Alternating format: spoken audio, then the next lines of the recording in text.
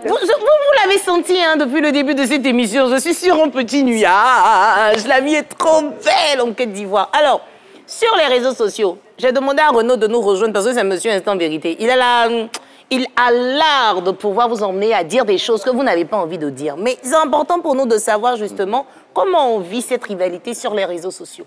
Déjà, commençons par la Côte d'Ivoire et le Cameroun, si vous le permettez. Oui, la rivalité date il y a de cela quelques mois, surtout sur cette CAN.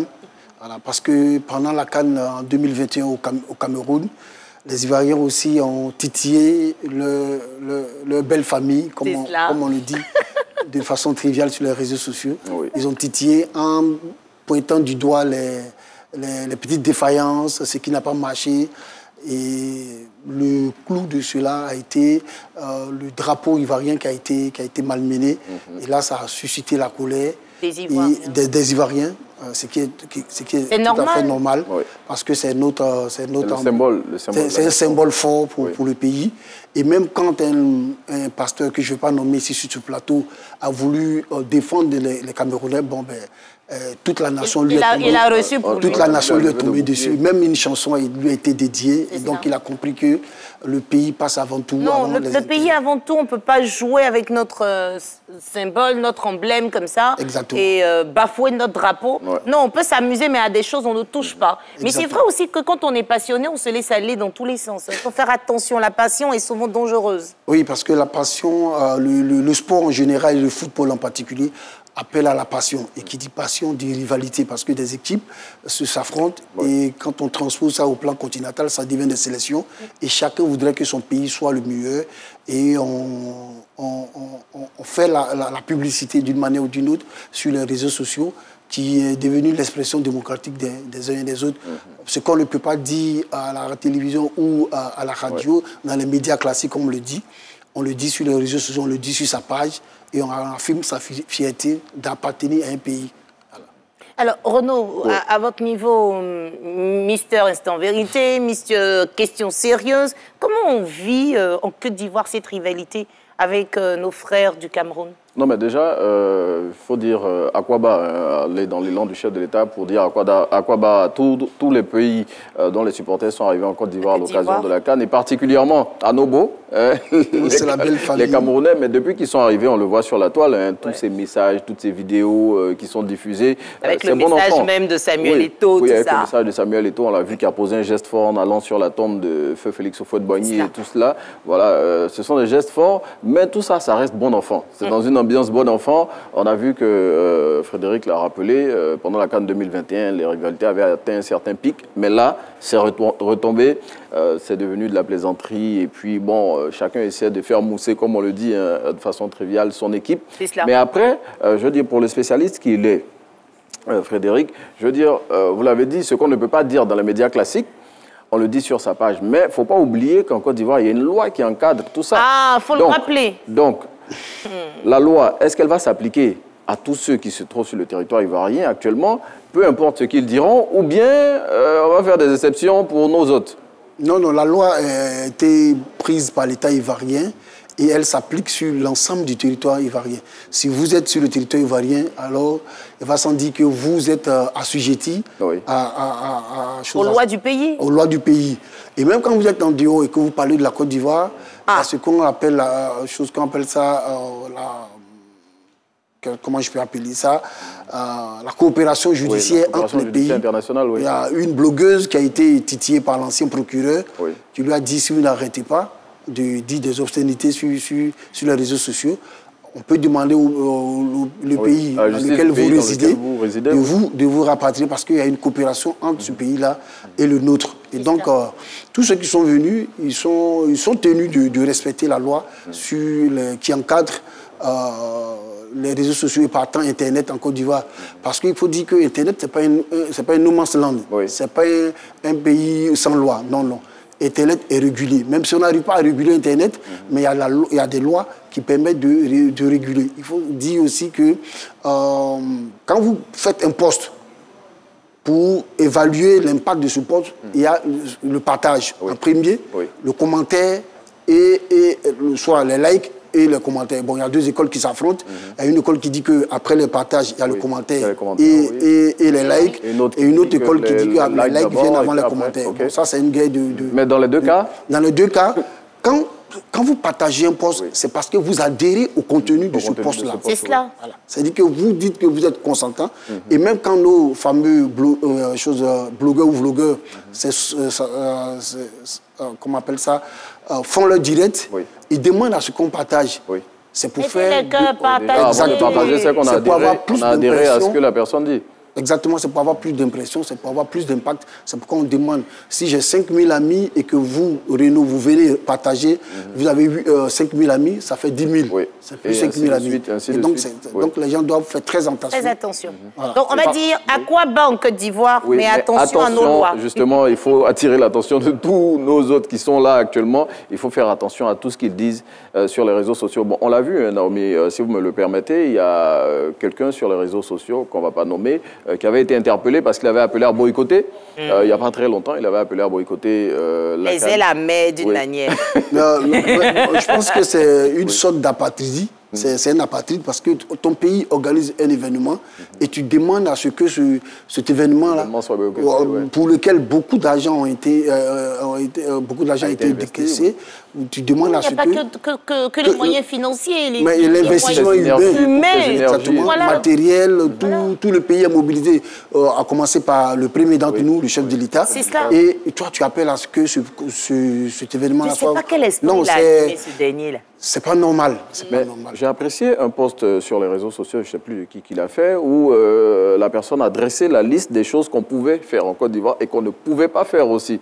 Ce que la loi autorisait. Il faut nous sortir ça. Moi, je ne l'ai pas vu. On va le chercher et puis peut-être mettre ça à disposition des téléspectateurs dans la semaine. Voilà ce qu'on pouvait faire et ce qu'on pouvait ne pas faire. On ne pouvait pas faire en Côte d'Ivoire. Ce qu'on pouvait dire sur les réseaux, ce qu'on ne pouvait pas dire. Dans le post, la personne rappelait justement tous les articles qui condamnaient certains agissements sur les réseaux sociaux. Donc on va avoir ça à disposition. Maintenant, en dehors de la Côte d'Ivoire et le Cameroun, on a d'autres pays aussi. Le Cameroun et le Sénégal, parce que les deux sélections nationales portent le nom de Lions. Il y a les Lions du Sénégal et les Lions indomptables. Donc, lequel des Lions va mieux exactement. Et donc, et comme le Cameroun a 5 trophées continentaux, 84, 88, 2000, 2002 et 2017. Les 5 coupes, et donc ils disent qu'ils sont les meilleurs, ils sont indomptables. C'est les vrais Lions. Et le Sénégal vient d'avoir son premier trophée. Donc, palmarès contre palmarès, je pense qu'il y a les Camerounais ont une petite longueur d'avance. Donc, il y a aussi entre les Sénégalais et les Congolais de la République démocratique une rivalité. On se lance des pics à travers les réseaux sociaux à poste tiré. Il y a un peu de mauvaise foi, on mélange l'humour à la mauvaise foi, et puis aussi à la réalité, parce que ça sort souvent du cadre sportif. On parle des infrastructures, on parle des réalisations, on parle de ce qui se passe dans l'un ou l'autre pays, mais l'essentiel, c'est de faire mal. Et c'est comme on peut comparer ça à notre... alliance interethnique où on se lance des pics. Parce que, voilà. Mais l'ambiance, le contexte est de titiller l'autre sans animosité, sans méchanceté. Et même quand des gens font des postes pour sortir du cadre amical, ils sont rappelés à l'ordre. Mais justement, il y a, Naomi, si vous le permettez, il y a une vidéo qui a circulé récemment, qui continue de circuler d'ailleurs, sur l'arrivée, ça reste à vérifier, l'arrivée des supporters congolais. On les voyait en train de sortir d'un véhicule avec des tenues. Non. Des tenues. Est-ce que pour les spécialistes, du digital... Ce sont des vidéos qui sont sorties de leur contexte. De leur contexte, j'ai pensé à ça. Juste pour amuser la galerie. Mais donc, et c'est pourquoi j'en appelle à la vigilance des uns et des autres. Pendant cette période, beaucoup de photos seront détournées, beaucoup de vidéos vont être sorties de leur... La photo d'une chorale. Exactement. Et puis ils ont fait passer la chorale pour une équipe nationale.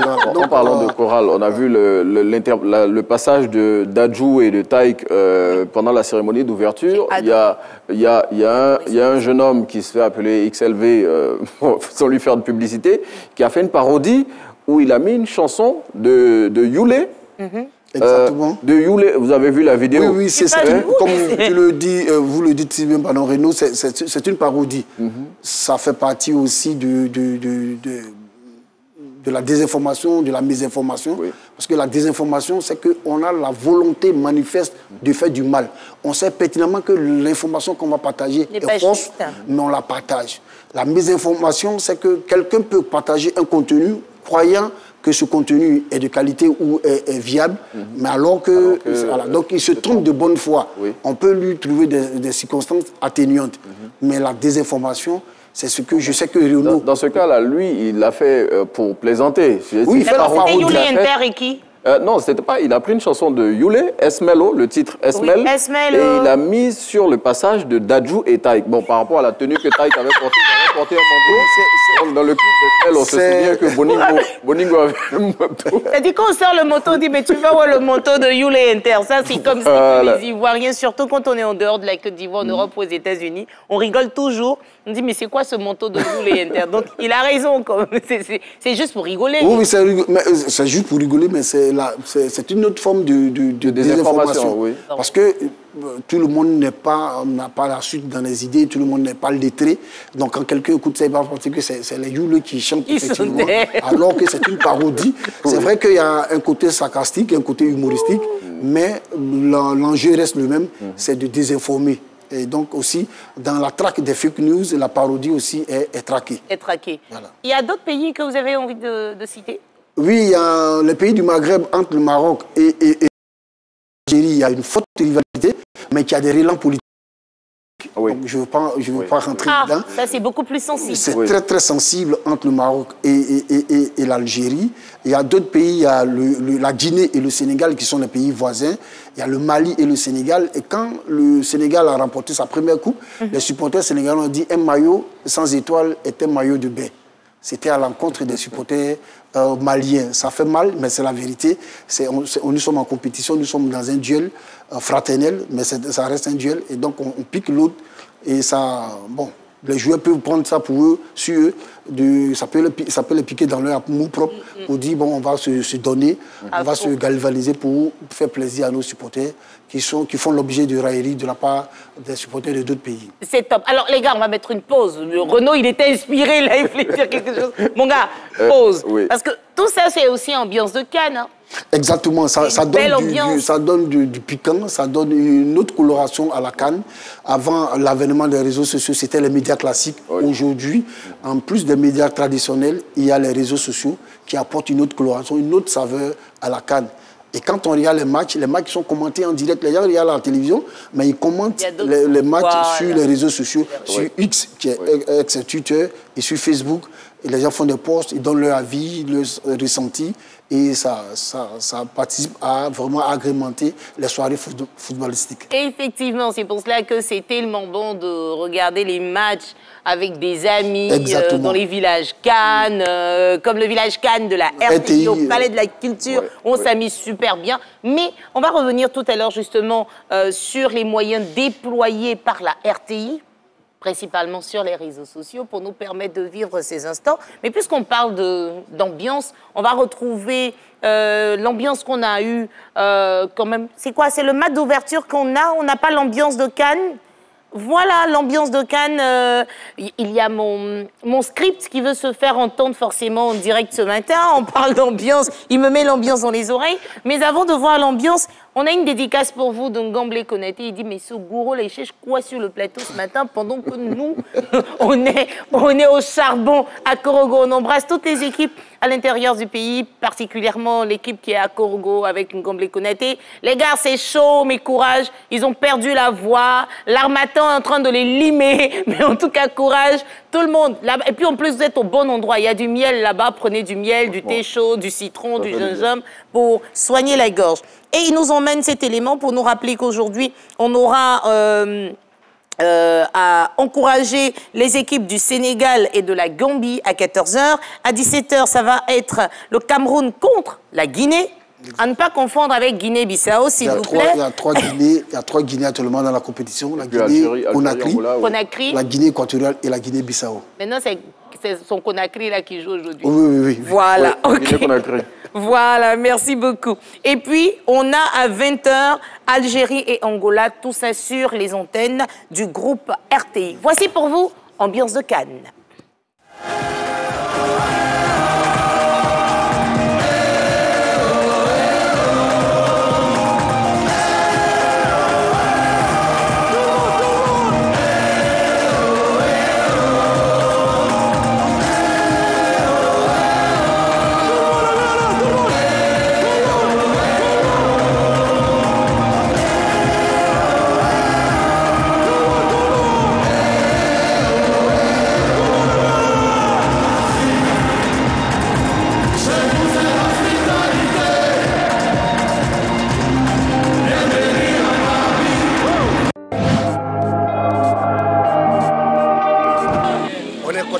En tant que le président du quartier, l'ambiance est choc et on est prêt.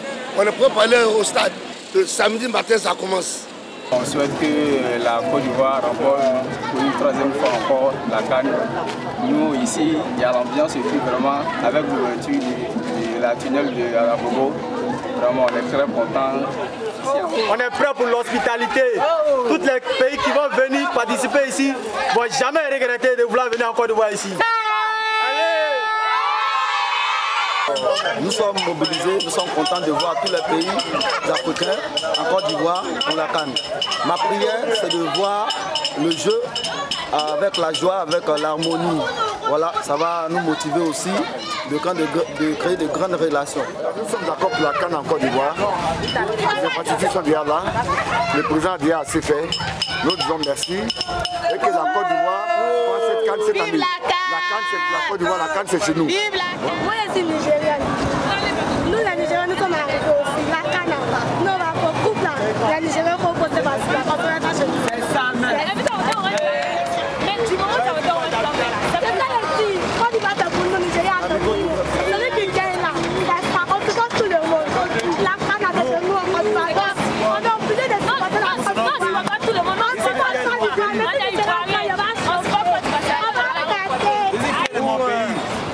la CAN est ici, on organise ici, on va remporter, on construit à dos, on prend la CAN. Ici c'est le magasin, on vient blanc fait, on gère, on a le soutien, on construit eux. À leur casse, on construit. On les attend, on les gagne. La coupe là, on va pas taper pour on gagne.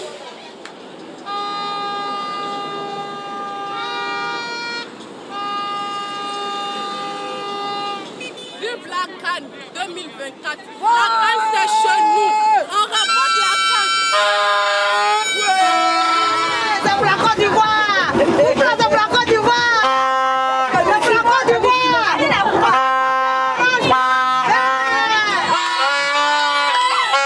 Eh mon frère Simon, c'est ta soeur Koulango.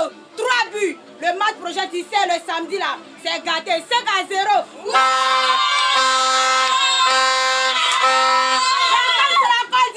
Vive la Côte d'Ivoire! Alors, c'était l'ambiance qu'on a eue avant le match d'ouverture samedi. C'est magnifique. Mais celle qui a retenu notre attention, c'est celle qui supporte le Nigeria. On n'a pas compris, chef. Tu as mis ton bonnet orange, blanc, vert. Quand tu supportes Nigeria, je ne comprends pas. Il n'y avait pas bonnet en couleur de ton pays. Mais c'est ça. On a une très, très belle ambiance. Et la RTI, justement, déploie tous les moyens pour qu'on puisse ne rater aucun instant de la CAN 2023 dans notre pays, la CAN de l'hospitalité. Effectivement, nous n'avons pas droit à l'erreur et les grands patrons ont mis les petits plats dans les grands pour offrir le meilleur de la CAN aux Ivoiriens. En plus de l'antenne, on a envie de dire antenne classique. Antenne classique, voilà. On a l'antenne parce qu'on a l'antenne sur le téléphone, l'antenne numérique. En plus de l'antenne classique, merci, je vais passer le mot, la RTI, à travers RTI Digital, RTI Info et les différentes pages du groupe, nous démultiplions, comment on appelle ça, l'offre aux internautes. C'est-à-dire que si vous êtes sur la page de Fréquence 2, vous avez le match en direct, la page de RTI Boaké, RTI 2, RTI 1, et les deux principales pages, c'est-à-dire RTI officiel et RTI digital, derrière lequel se cache RTI officiel. C'est pas brouillé. Il a mis les moyens pour capter tout. Non. C'est pas brouillé. Non, parce que nous avons les droits digitaux. Merci. Voilà. Là, justement, nous avons les droits digitaux. Et hier, nous avons, si tu le permets, oui, vas-y. Hier, nous avons, je ne parle pas des audiences cumulées, mais sur la page de RTI Info, nous avons pu atteindre plus de 25 000 connexions simultanées. Oui. C'est-à-dire des gens qui sont 25 000 personnes connectées en même temps, en temps réel. Vous savez, cette affaire de oui, quand vous n'êtes pas sur le territoire, vous n'êtes pas dans la zone autorisée, c'est compliqué. Donc tout le monde part sur les réseaux sociaux, surtout nos frères de la diaspora, on vous embrasse un peu partout dans le monde entier. Moi, j'ai eu des amis qui ont veillé, parce qu'avec le décalage, c'est grave, c'est 8 heures de décalage quand même, mais ils sont restés pour regarder sur les réseaux sociaux, c'est top. Renaud avait une question. Oui, justement, en parlant des droits digitaux, je voulais revenir là-dessus. Frédéric l'a dit, la RTI a les droits digitaux. Bon, on va laisser la confusion créée par les autres sur les droits télé. Oui. La RTI est le média hôte, ça c'est indiscutable. Maintenant, pour les droits digitaux, la RTI a-t-elle l'exclusivité, oui ou non? Non, cette réponse, c'est la CAF. À qui appartient l'événement? Nous n'oublions pas, la CAN est l'événement de la CAF, la Confédération africaine de football. Merci. Nous accueillons, on nous donne la possibilité d'organiser. Oui. C'est pourquoi il y a le COCAN. Mais le COCAN est chapeauté où le lead revient à la CAF. Oui. Et donc, c'est la CAF qui peut dire si tel ou tel média a les droits digitaux. En ce qui concerne la RTI, en plus de l'antenne classique, nous avons les droits sur le numérique. C'est pourquoi nous nous permettons de diffuser pour que celui qui est au travail, qui n'a pas la possibilité d'être devant un poste télévisé. Il faut laisser exclusif. Je veux comprendre pour permettre aux téléspectateurs de comprendre aussi. Non, on dit aux téléspectateurs que pour ne rien manquer de la CAN, il faut rester connecté sur un exclusif comme quoi. C'est chez nous là que ça marche. Si c'est chez les autres que ça marche, on n'est pas au courant. On l'a vu hier pour les images, on sait qui avait les actions en temps réel et qui les avait indiquées. Ils vont gérer ça. Les Ivoiriens vont se faire leur propre idée, leur propre opinion sur la communication des uns et des autres. Voilà. Vous savez quoi, Gorebi? Il y a quelqu'un qui était sur une chaîne d'un village Cannes, écran géant. Cérémonie officielle commence à c'est coupé. Ouais. Bon. Je n'ai pas envie de dire le nom, mais ceux qui ont pleuré là-bas, là, on se comprend, les amis. Exactement. On se comprend. Donc, si vous avez votre village là, et puis vous voulez mettre les deux sur écran géant, les gars, allez-y voir le COCAN. C'est chez RTI. Voilà. Aïe, mon gars, quel COCAN? Non, je veux dire le COCAN et la RTI. Pour voilà, parce que c'est le COCAN qui donne l'agrément pour le village. Et c'est la RTI qui a les images. Moi, j'ai vu des maquis, des petits maquis, mais qui avaient écran géant. Les gars, connectez-vous sur RTI, il n'y a pas de bruit. Côte d'Ivoire ici, c'est nous. On est sûr d'avoir les images. Exactement. Frédéric, une autre petite préoccupation que je ramène encore, je nous ramène dans... Mon gars, il est là. Tu sais des questions sérieuses, rapidement. On a envie de jouer. Sur les réseaux sociaux, on parlait de désinformation tout à l'heure. Pour le match contre Nigeria, Guinée équatoriale, il y a quelqu'un qui a publié les images du début de la rencontre où il y avait presque... Après, on a eu près de 8 000 Il parle trop au matin, là, il est... Que faire?